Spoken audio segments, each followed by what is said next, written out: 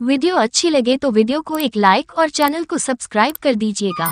धर्म ग्रंथ रामायण के अनुसार लंका के राजा रावण की भगवान राम के साथ युद्ध में हार हुई और उसकी मौत हो गई। रावण की मौत के बाद लंका में चल रहा युद्ध समाप्त हो गया।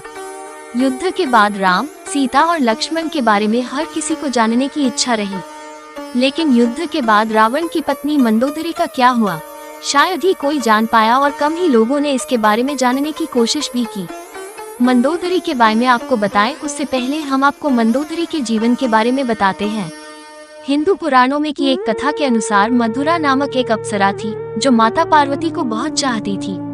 एक दिन मधुरा माता पार्वती से मिलने कैलाश पर्वत पर पहुंची गई, लेकिन माता पार्वती वहां नहीं थी। मधुरा ने भगवान शिव को देखा तो वो उनको आकर्षित करने में लग गई और उसने पूजा शुरू कर दी। कुछ समय बाद जब माता पार्वती वहां पहुंची तो ये देखकर बहुत गुस्सा हुई। गुस्से में आकर माता पार्वती ने मधुरा को मेढक बनने का श्राप दे दिया और कुएं में 12 सालों तक रहने को कहा। भगवान शिव ने पार्वती से प्रार्थना की।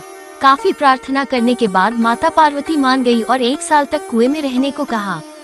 मंदोदरी 1 साल तक कुएं में पूजा करती रही। वहीं दूसरी ओर असुरों के देवता मयापुर और पत्नी हेमा के 2 पुत्र थे। वो चाहते थे कि दोनों की एक बेटी हो।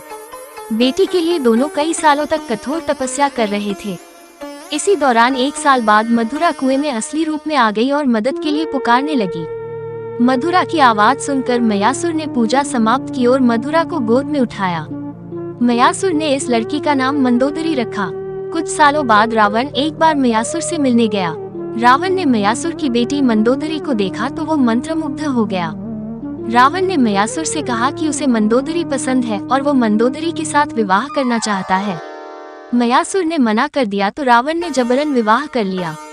विवाह के बाद दोनों के 3 पुत्र हुए। मंदोदरी को पता था कि रावण बहुत अहंकारी है और वो जिस मार्ग पर चल रहा है उसका विनाश निश्चित है। मंदोदरी ने रावण को भगवान राम की पत्नी माता सीता को वापस भेजने को कहा, लेकिन रावण ने मना कर दिया।